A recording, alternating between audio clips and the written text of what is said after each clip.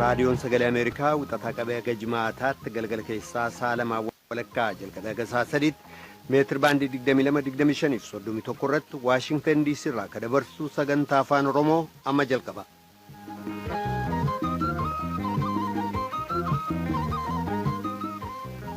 raadiyoo saatalaayitii Naayilsaatii marsariitii fuula feesbuukii keenyaa irratti kanneen sagantaa keenya hordoftan dhaggeeffatoota keenya jaallatamoo akkam ooltan. Wixataa amajjii 27 bara 2020 akka lakkoofsa Itoophiyaatti immoo amajjii 18 bara 2012 keessummeessaan keessan Raani Namoo Daandiiti.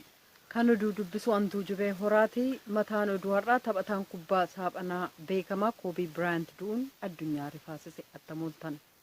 Horroo guduruu magaalaa Shaambuutti miseensonni Abaawoo Shawaa Lixaa Gindabaratti immoo miseensonni Kaafaawoo hidhamuutu dubbatama. Mootummaan immoo kanneen yakkatti shakkamantu hidhame jedha. Taphataan kubbaa miilaa saaphanaa Ameerikaa Koobii Biraayant kaleessa balaa xayyaaraan lubbuu dhabuunsaa gadda guddaa uumee jira biyya kana keessatti addunyaa irratti illee kanneeniif kabiroodhaaf aga xumura sagantaa keenyaatti nu waliin turaa jenna dhaggeeffatoota keenya amma oduudhaaf gara tujubeetti deebina.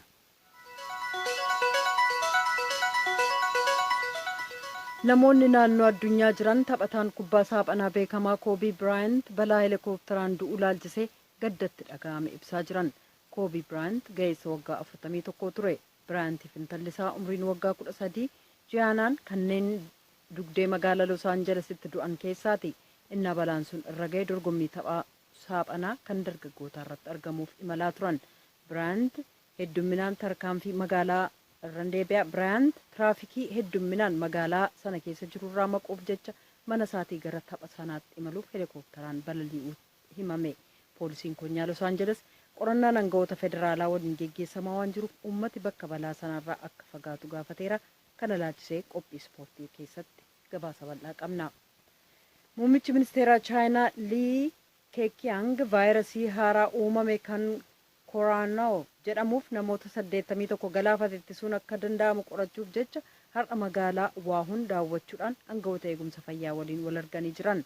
Waahun bakka vaayirasiin kun itti argame yoo ta'u uummata achi jiruuf magaalaalee hedduu keessaa innaa mootummaan vaayirasichi akka hin facaane ittisaa jiru kanatti asiif achi akka hin sochoone uggura cimaarra kaa'amee jira. Lakkoofsi boodinaa aangawoota eegumsa fayyaa Chaayinaan beeksifame namoonni 2700 vaayirasii kanaan qabamuu ifa taasiseera.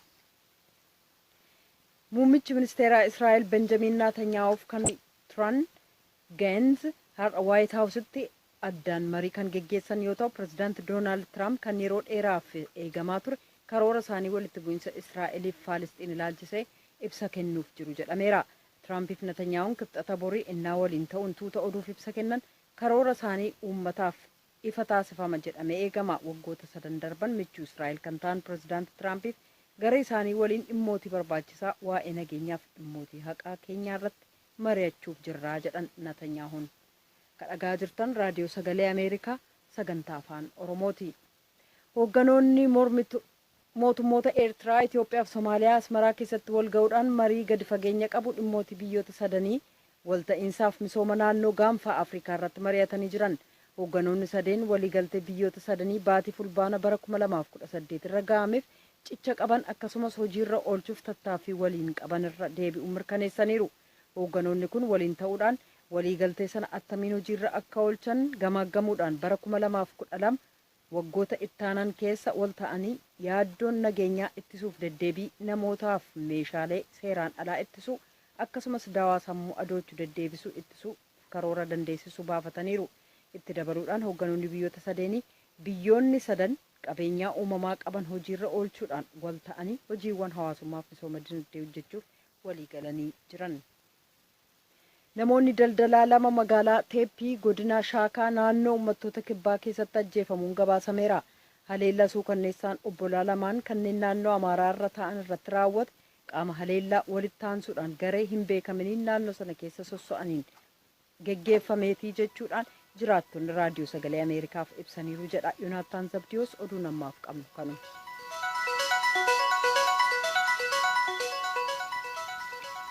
Dhaggeeffatoota keenya kadhagaa jirtan raadiyoo sagalee Ameerikaati. Kan ammaan dura waa'ee Koobee Biraayant ilaalchisuudhaan kubbaa saaphanaa jennee kubbaa kaachooti garanti akka sirraa sin gaafanne.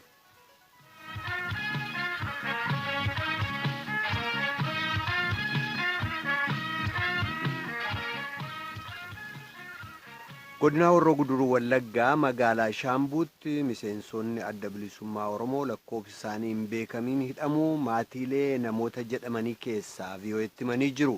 Poolisiin magaalaa Shaambuu immoo nama 5 wajjin hariiroo qaba jedhamee shakkametu hidhamee jedha. Hodhudhuma walqabateen godina Shawaa Lixaa aanaa Gindabaratitti miseensonniif deeggartoonni paartii mormituu kan Koongireesa Federaala Oromoo 24 hidhamuu namoota 7 dabre hidhaadhaa hiikaman keessaa tokko raadiyoo sagalee Ameerikaatti himanii jiru. Hoogganaan poolisii aanaa Gindabaratti waa'ee kanaa gaafatamanii namoota shiftaa qallabantu hidhamee jedhe. Naakoor Malkaatu gabaase.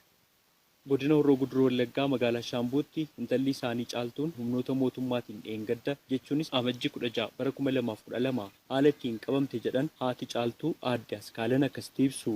Halkan keessa sa'aatii 10 kan qabe federaaladha. Maal jedhan sababa maalii dhiyeessan halkan sana kan qabaniif? Maalan beekani baay'ee anna shakkisiisee bakka naasuudhaan anuu waan biraa ta'een oole galatasaa bakka kophaa fudhatanii deemanii ani manatti hafee anumaaf ishiidha kan mana jiru. Waaqayyo beekadha yaa'u nurra dabarse garuu hundumaa isheenis tanadhaa jirti anis kunoo mucaa qabadheen jira dhaabitti haadhaaf ilmoo adda baase. Mucaan ishee jameeq. Ji'a ja'a keessa jirti. Amma eessatti hidhamtee jirti caaltuun? Poolisii magaalaa. Maaliifiin jedhan yeroo gaafattan? Wanta akkasiin jiru akkuma mi'aa nama kaa'u malee waan isaan wallaalee. Ishumatutti mi'aa'ee ta'e waaqayyo haa beeku ani kanan beeku. Caaltuu Taakkalaa Beetuu waajjira ABO erga bara darbee magaalaa Shaambuutti baname as yeroo sadaffaa qabamtee hidhamtee jedhu haati ishee aadde Askaalan caaltuu malee namootni biroof dargaggootni hedduun isaan lakkoofsaan adda hin baafanne hidhamanii akka jiran kan dubbatan aadde Askaalan saajina olaanaa Habtaamuu Ajiiluu itti gaafatamaa waajjira poolisii magaalaa Shaambuuti caaltuun nu biratti argamtee erga jedhaniin booda sababa maaliif akka ishee hidhanis dubbatanii jiru. Caaltuun nu bira jirti wanti qulqullaa'ee yookiin ba'uu dandeessi yookiin turuu dandeessi wanticha hin beeknu wantichi gama seeraatti wal qabata malee dhimma sanatu. Maali wantichi? Dhuma sochii shanii ammaatti wal qabata jechuudha. Sochii shanii jechuun maali? Sochii shanii jechuun kan amma seeraalee socho'u jira naannoo daangaa. Kan seeraalee socho'u jira. Isheen immoo abbaan manaa ishee bosona jira. Isaanii hojii wal quunnamtii qabdii kan jedhu hin jira. Sakaan immoo gadaa qulqullaa'ee waan seerri jedhu hin jedhama arraabboon keessa. Abbaan manaa bosona jiraachuudhaan isheen qabamuu maal lolti fidaree? Akkas miti. Inni sana ta'eeti isheesiin quunnamuu kan jedhamu isheen baay'ee bakka buute seera qabeessaan bakka buute. Laachisaa futuun ta'e waa biraa deemu jechuudha. Waan kanaa wal qabataa inni immoo gadaa qulqullaa'ee furmaati kennamuu danda'a. Caaltuu malee miseensotaaf deeggartoota paartii morkataa biraa hin hiinee jedhan saajina Habtaamuun haaluma wal fakkaatuun godina Shawaa Lixaa aanaa Gindabaratitti miseensotni paartii Koongireesii Federaalistii Oromoo 31 torban darbee amajjii 8 bara 2012 humnoota mootummaatiin qabamanii waajjira poolisii aanaa Gindabaratitti hidhaman keessaa 7 jimaata torban darbee gadhiifamuu fi 24 ammoo ammallee hidhamanii akka jiran miseensota Koongireesii Federaalistii Oromoo KFO hidhamanii galleeffaman keessaa ani tokkodha kan jedhan obbo Daksiisaa Toleeraa akkasitti ibsu. Yeroo lammaffaa hidhamuu kooti biqilaata kanaatti haamlee afurii kaaseen hamma haamlee guyyaa 12tti hidhamee sabuuna darbe jechuudha bara 2011 himannaan irra osoo jiraatiin akkanumatti nagadhiisanii torban tokkoon turas na hidhanii amma deebi'aniitiin na qabanii na hidhan amma biisaan na hidhan amma shanii abaa'oo qallabda jedhanii ani shaniin abaa'oo biyya keenya keessa hundi hin jiru ani KFO'dhaaf ananii hojjechaa ture miseensa KFO jira biyya keenya miseensa KFO kana keessatti filannoo zuurii shanaffaatiif miseensummaa guutuudhaan kanan hojjechaa turedha. Shiftaan tokkitti naannoo keenya jiru biyyi keenya nageenyumaan hojii isaa hojjetataa hin qotataa hin galfataa hin tifkataa waan tokko nuyi miseensuma KFO'tu jira malee waan tokko shiftaa arginee waan nama qallabde hin qabdu shiftaanis hin jiru nuti nageenyumaan bobba'ee gara namni isaanumatti nu jeeqa malee. Gandi namoonni kun keessaa hidhamanii irrachaa gatoorraa irreessaa koonoorraa ganda kana doobbiirraa qarree sankooriirraa qilxuu sanbataa kan jedhamurraati namoonni kun kan hidhamanidha. Wanti ta'uu qabu dararaan akkasii kun biyya nageenyaan jiru biyya nageenyaan hojjetateetiin jiraachuu danda'u kana akka filannoo nageenyaan akka filannoo keessatti deemuun akka nurraa dhaabatu dararaan kun jechuun barbaada. Obbo Dastaa Dinqaatti gaafatamaa liigii dargaggoo KFO fi barreessaa madirakidha. Yeroo filannoon biyyaalessaa dhiyaataa deemu deeggartootaaf miseensota KFO hidhuun sirrii mitii jedhan muuxannoo bara 2007 kaasuunis dubbatu. Rakkichi isuma qabsoon KFO achitti lafa qabachuusaa fi kanaan dura isuma godhamaa turedha jechuudha. Ani yeroo baay'eetti deddeebi'ee achi iddoo bulchiina dhoowwataniiru 2007. Kana qofa osoo hin ta'in Gindabarat irratti abbaa fedhetu du'a malee ishee ajjeefna malee filannoo gindabaratitti mo'achuun hin danda'amu jedhamee 2007 kan murtaa'e harma isaaniitiin odeeffannoon nu ga'edha jechuudha. Ani isaan achitti xiyyeeffatanii waan uummanni sun achirraa waan hojjetu beekaa, karaa deemuu beekaa, abbaa filatu beekaa, sirnaan kan socho'uudha malee amala shiftummaas kan qabu miti. Kanaafuu isa cabsuudhaaf uummanni miira ofitti amanamummaa qabuu fi sirnaan socho'u sana balleessanii achitti hokkara uumuudhaaf kan barbaadame natti fakkaata. Itti gaafatamaa waajjira poolisii aanaa Gindabarat Inspektar Taarikuu Irranaa komii kee irratti deebii kennanii jiru. Lakki deeggartoonni kaafa'oo nu biratti qabanis hin jirani. Kan nu biratti qabanii jiran warra shiftaa qallabanii shiftaadhaaf maallaqa walitti buusanii uummatarraati maallaqa qabatamaa walitti buusanii hidhaman malee warra qallabanii nyaachisan malee deeggaraan kaafa'oo nu biratti hidhame tokkollee. Shiftaa qallabuu isaaniitiif ragaan jira. Ragaa irratti qulqulleessaa jira. Yeroo uummataatiin qorataan immoo qulqulleessaa jira. Ogummaadhaan.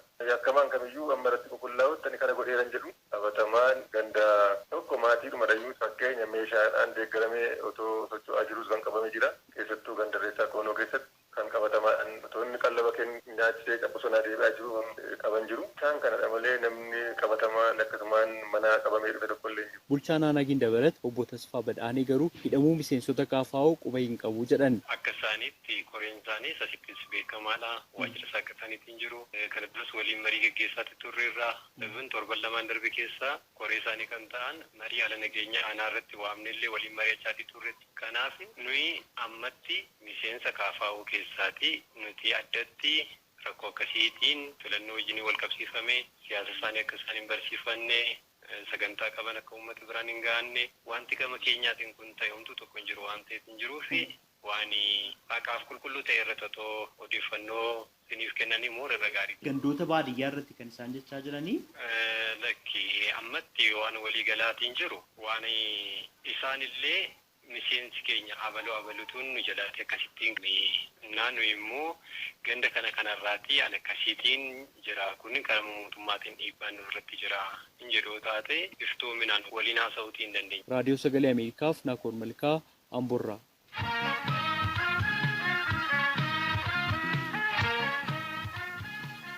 Kan dhaggeeffachaa jirtan as Waashingten DC irraa kan dabru Raadiyoo Sagalee Ameerikaa sagantaa afaan Oromooti. Qophii ispoortii. Lammiin Ameerikaa taphataan kubbaa kachoo beekamaan Koobee Biraayant umrii isaa waggaa 41tti intala isaa waggaa 19 waliin kaleessa balaa xayyaaraatiin Kaalifoorniyaatti du'uun guutuu dhiifama mucayyoo isaa waggaa 13 waliin kaleessa balaa xayyaaraatiin Kaalifoorniyaatti du'uun guutummaa Ameerikaaf addunyaa irratti rifaatuu guddaa uumee jira. Hoogganoota biyyaaf namoota hedduutu kanaan baay'ee rifate soraatu dhiyeessa.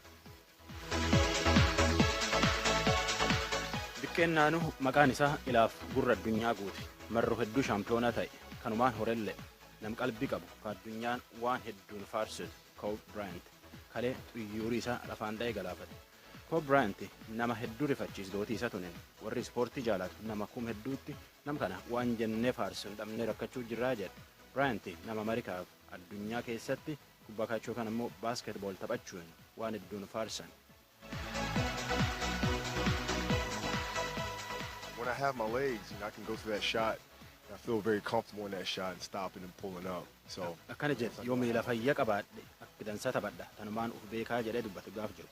Xuyyuurri Bryant lafaan dhabu kun intalisa tagan 13 qofaa miti nam 9 Los Angeles California keessatti dhumate. Sila wal dorgommii kubbaa ijoollee kaa'imaatiif yaa'uu jiran. Xuyyuurri kun ganama akka sa'aatii Itoophiyaatti sanitti himne sa'aatii 3 gar daqiiqaa 47tti bosona keessatti laf dha'e adoo lafin dha'inuu iyyuu akka warri argi jedhutti dadaaqa olii gadi jechaa dhufe. Poolisiin Los Angeles kacaccabxu xuyyuura kanaatti ilaalaa dhufte waan akka malee nama rifachiisa arginee jedhe. I was thinking about that in the locker room. I was thinking, what did I do differently? It was just something. And yooyyuu Kobe Bryant ka jedhe yooyyuu dorgommiif seenu keessumattuu yooyyuu fulaa wayaatti jijjiiratan seenu wanni tokkotti nan arguu tapha tanum kanneen jiraa jedhe poolisiin Los Angeles ammoo akkana jedhe.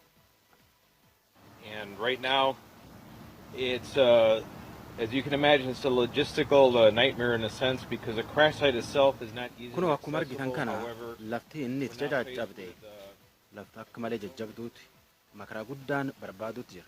amma namni iyyuu lafa baafate cacaacab kanaayyuu fulaatti ba'uun dhabuu jiraayyuu sun irratti ibiddatti jira waan hedduu jira humni teennaa ol ta'uu jira jedhe namis waliin dhumate ammatti maqaan dhoomne dooti tun nam hedduu rifachiischiif jedhe Twitter irratti barreesse jaartiin isaa Melania Allen Kobe Bryant walumaan dhabne jibbaadhaa jetteetiin warra ispoortii jaalatutti himte pirezidaantiin Ameerikaa akka durii Donald Barack Obama Allen Bryant sila nama jireenya lammeessoo jiraachuu qophaa'u ture jedhe jireenya lammeessoon inni baanu eegi dorgommii dhaabeen duuba namni dorgommii kubbaa kaachoo taphachuun beekamu keessumattuu iyyuu namni goolee hedduu galchuun beekamu Bryantiin kun nama namummaa isaatiin waan hedduun faarsan taphataan kubbaa kaachoo beekamaan Ameerikaa Shaquille O'Neal illeen Kobe Bryant du'ee dhaga'ee jennaan ufuuftuu irrifadhee fayyaa dhabee jedhe taphattoota kubbaa miilaa harkaaf miilaa ta'a Ameerikaa namni akka Tom Brady faatilleen dorgommii haakii taphachuu warri beekamu namni akka Wayne faatin tunin waan akka malee nama rifachiisaa jedhan warri dorgommii NFL daawwachuuf staadiyoomii keessa jiru maqaa Kobe Bryant yaama dorgommii tana daawwata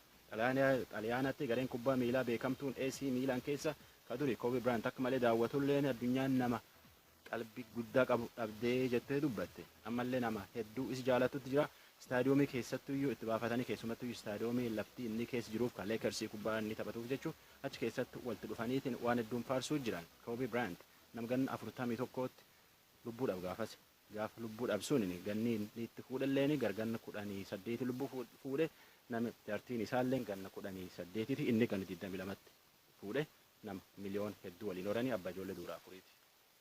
Kalama sadi afuri karaa dheeraa miila muuri. Kalama sadi afuri maaraatoonii kattaa muuri. Karagaa jirtanas Waashingtan DC irraa kadabruu raadiyoo sagalee Ameerikaa sagantaa afaan Oromooti. Barattoonni dhaabilee barnootaa olaanoo irraa baay'inaan ari'ataman biyya kanarratti rakkoo dinagdee dabalee yaaddoo roga hedduu uumaa jira jedhu ogeessi dinagdee dhimma kanarratti VOAdhaaf ibsa kennan. Ministeerri saayinsii barnoota olaanoo ibsaa dhiheenya badan dabran keessa walitti bu'iinsa mooraalee yuunivarsiitii keessatti uumamee walqabatee lubbuu namaa dhabameef badiilee kabiroo wajjin walqabatee ta'uu dubbatee ture. Tsaahidaamtootu gabaasa. Bara 2012 akka lakkoofsa Itoophiyaatti baatii amajjii jalqabarraa eegalee barattoonni dhaabbilee barnoota olaanoo keessaa hedduminaan ba'aa akka jirantu dhaga'ama.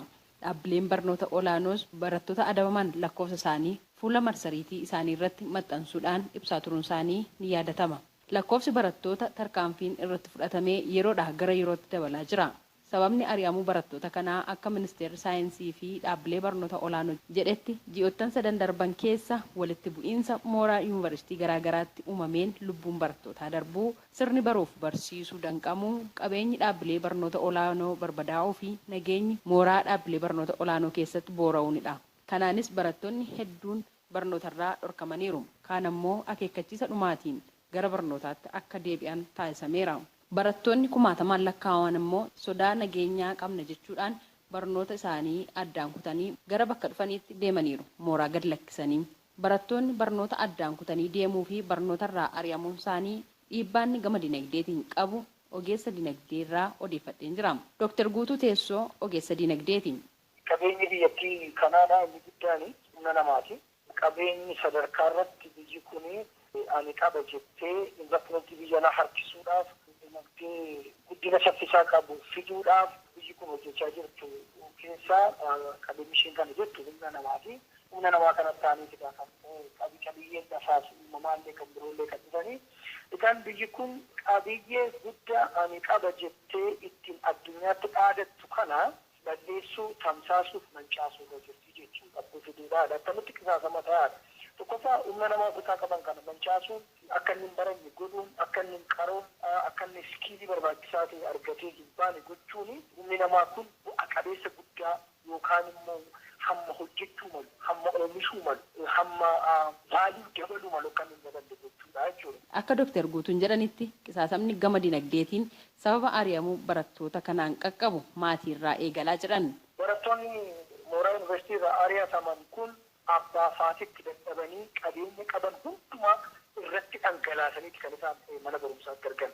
Mootummaan biyya kanaallee kutaa tokko kaasee hanga isaan 12 fixanitti barsiisota ramadee fi bajeta mana kitaabaa, mana barnootaa, mana laayibireerii yookaan education sector irratti investimentii biyya kanaa guddaa dhangalaasee warra oomishee fidee asiin ga'eedha jechuudha. Egaan ijoollee kana har'a mana lafa isaan ga'an kanatti dhaabee mana barumsaatti ari'uun baasii kanaan dura dadhabbii kana kanaan dura dinagdeen biyya kanaa itti dadhabame akka inni karaa tafuuf akka inni manca'ee hafu gochuudha jechuudha. Kanaaf kuni dinagdee kanaan duratti baanee boor deebisee fida boor deebisee biyya kana ceesisa jennu karaa akka inni hafuu fi gochuudha jechuudha. Barattoonni manneen barnootaarraa ari'aman kun dargaggoota. Kanaaf qormaata ta'uufii malu biyyattiidhaaf kallattii adda addaatiin jiran ogeessi kun. Inni mana barumsaatii ari'ame kun galee mana ta'a jedhanii yaaduun gonkumaan danda'amu. Nama tokko lama miti kan ari'amaati jiru. Kumaatamaan ari'amaa jira barataan Oromoodhaa manneen barumsaa sadarkaa olaanaarraa. Inni baratee gadee deebi'ee dhufe kuni taa'ee hin ciisu. Sirna kana dadhabsiisuudhaaf sirna dinagdee dhufutu akka inni qisaasama balaarra godhuudhaafi dudduubatti hin deebi'u. Maali? Dhalataa kanarratti abdii kutata. Ijoolleen manneen barumsaatii ari'aman.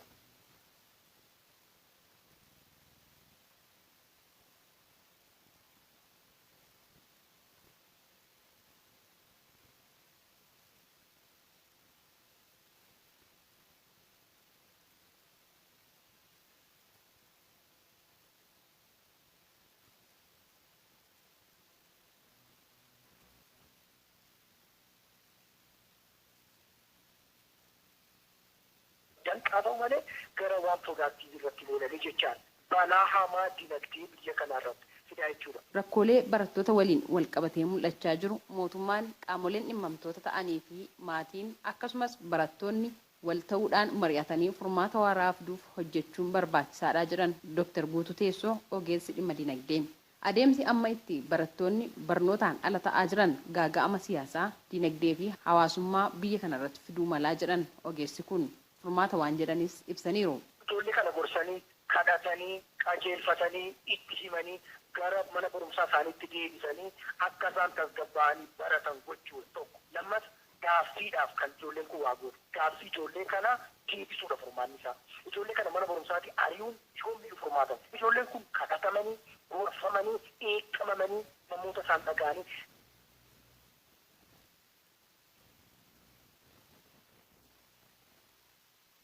kadhatanii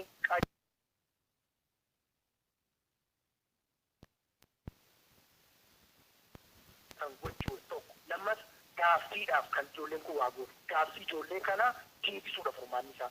Ijoollee kana mana barumsaatti ari'uun yoomii furmaatan. Ijoolleen kun kadhatamanii, gorfamanii, eeqqamamanii namoota isaan dhaga'anii gara manneen barumsaa isaaniitti deebi'anii baratanii mootummaa bukkeen akka dhaabatan akka gargaaranitti dinagdee biyya kanaa keessatti akka isaan shoora godhan. Gochuu duwwaadha furmaati. Ari'uun adabuun yoomuu taanaa furmaata ta'e hin beeku biyya kana. Barattoonni 170 ol barnootarraa dhorgamuun akkasumas barsiisonnii fi hojjettoonni bulchiinsaa dhaabbilee barnoota olaanoo 100 lakkaa'aman barattoonni 1000 lakkaa'aman immoo barnoota addaan kutanii gara mana isaaniitti deebi'anii jiru. Dhaabbileen barnoota olaanoo hedduun sirna baruuf barsiisuu qajeelloon itti uffatanii hin jirani akka tibbana odeeffannoon ministeera saayinsii fi dhaabbilee barnoota olaanoo irraa argame ibsutti. Gabaasa raadiyoo sagalee Ameerikaatiif Tsahaay Daamxoo Finfinneerraa.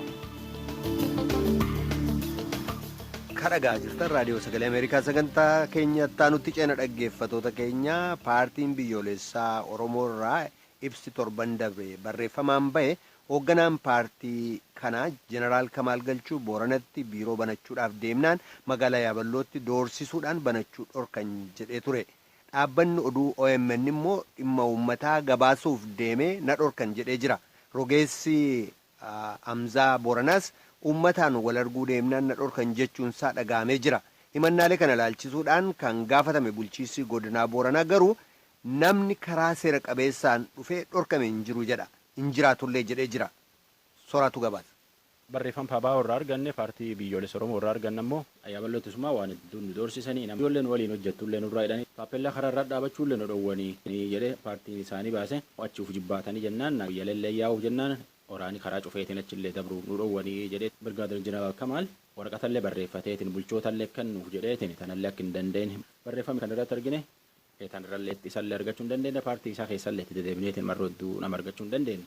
Nama kana immoo aktiivist Hamzaa Booranaalleen horgumii bal'oo kadhalattooti naannoo sun itti dhufan nulleen itti dhufne jennaan nu dhowwanii jedheetiin dubbate akka Hamzaan faan jedhanitti ammoo filannoon duratti iyyuu nama jejeertisuu jiranii nama sodaachisuu jiranii harmaan durallee hidhanii gadi dhiisanillee ni jira waan hafe dabar taa Hamzaa tokko irra gaafannee har'aaf bulfanne jira Hamzaan akkana jedha. Akka ilma Boorana tokkotu rakkoo Boorana dhaga'uuf Achi dhageenye immoo waan gumiin jettu irratti nullee yaad kenna waan jedhuuf danne malee akka dhaab siyaasatti nannaaf sora. Maan jedhan isaan dhowwan? Eenyutti si waame maaliif si waame jechuudha warri bulchiinsu godinaa kun hedduu argitee namallee nu dulchisanii ofillee argitee bilbilaanillee akkamitti dhuftan maaliif dhuftan fardha keessa akkamittan kannaa jennee argitee ittillee ibsuuf yaallee turre garuu gaafa nu achi dhaqqabnu galgala kibxataa achi seennetti dubbiin argitee akka nu eennan hin taane korkan irratti hirmaachuu hin dandeessanii Hamzaan argitee kaafoo bakka bu'ee dhufee akkasumas argitee warri miidiyaallee hirmaachuu hin dandeessan jechuudhaan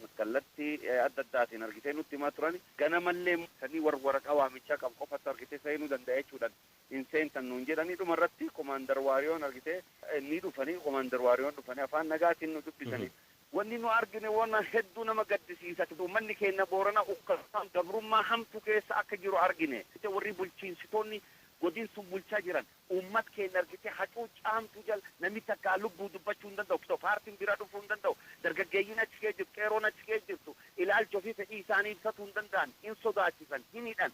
Gamkaan ammoo Birgaadir Jeneraal Kamaal Galchuufaallee biiroo isaanii tan cabsanfaa jedhan argite.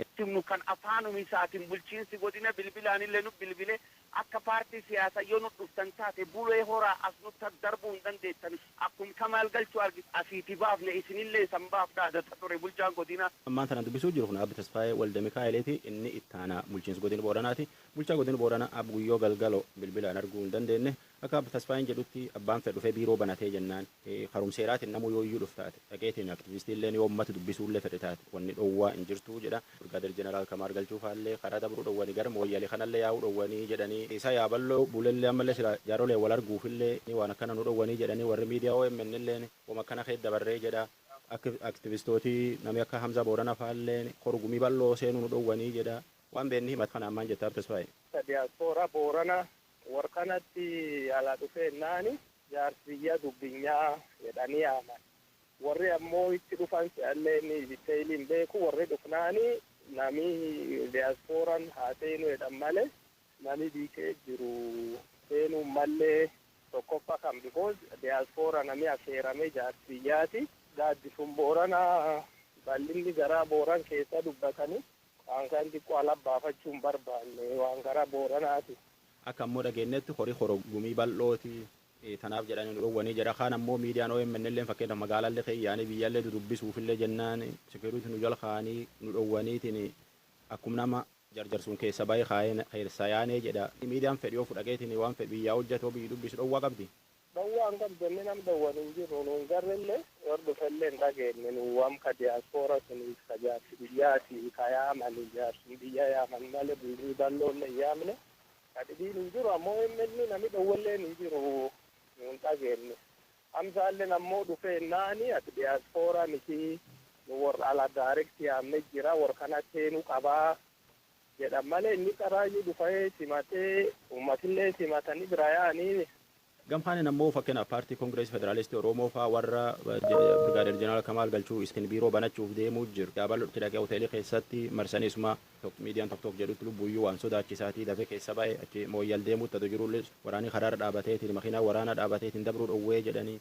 Wanni akkasii illee hin jiru namni biiroo banatellee ofiishaalii xaaliyaa seeraa boordi filannoo irra qabatee dhufaami nuun dhageenye yoo fakkeenyaaf dhufu isaanii yoo banatanillee ofiishaalii karaa mirga boordiin xaaliyaa fiduu qabanii xaaliyaa warri qabatee nu bira dhufellee hin jiru nullee hin argine waan informaali ammoo beeknee hin dubbanne. Birgaadir Kamaal fa'aa hojii jettam warri gar keessan fa'aa dhufee biiroo banannaa jedhaniitiin gara xalayaa fa'aa sanittiin dhufatanii gara mooyyalee fa'aa gara yaaballoo fa'aa geeffachuu isaanii yookaan paartiin isaanii waan isanittiin dhufan fa'aa qabdi eegee onana wal dubbanne.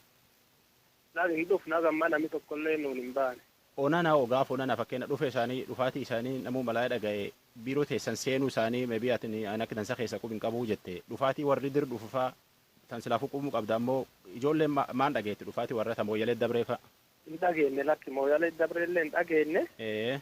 Gaafas nulleen biiroolle namni nu bir dhufin jira nu biiruu boone. Kuma onana jette bulchiinsi biroo iyyuu dhufaniitiin harumseeraatiin yoo nu bir dhufan Birgaadir Jeneraal Kamaalillee taanaan paartii dhibiillee taanaan wanni nam dhowwan jirtuu jetta ammallee sunum jetta. Sunum jedhan malloon maanti nam dhowwa seer guutatanii odofan dhowwaan hin jirtu. Kanaafuu namni abbaan fedhe paartiin mormituu biiroo banannaan aktiivistiin fedhe dhaqeetiin uummata dubbisee jennaan miidiyaan fedhe dhufeetiin gumii keeyyaa'ee biyyi dubbisee dhiphuu bal'een biyya hojjetennaan. Dhaggeeffattoota keenya guutummaa gaaffiif deebii kanaa marsariitirraa argattu nagaatti jenna gama keenyaan amma sagantaa afaan Amaaraatu itti fufa.